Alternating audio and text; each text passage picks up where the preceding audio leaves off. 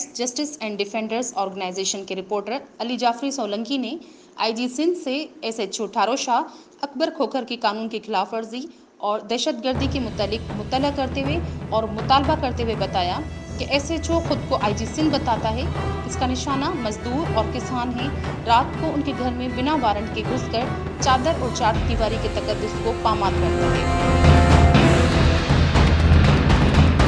یہ شرابی اور منشیات کا عادی ہے، نشے میں عورتوں اور بچوں پر تشدد کرتا ہے۔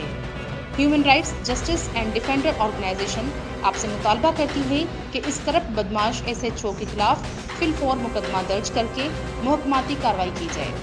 دوسری صورت میں پورے پاکستان سے انسانی حقوق کے ورکرز اس راشی کے خلاف عدالت میں مقدمہ درج کریں گے۔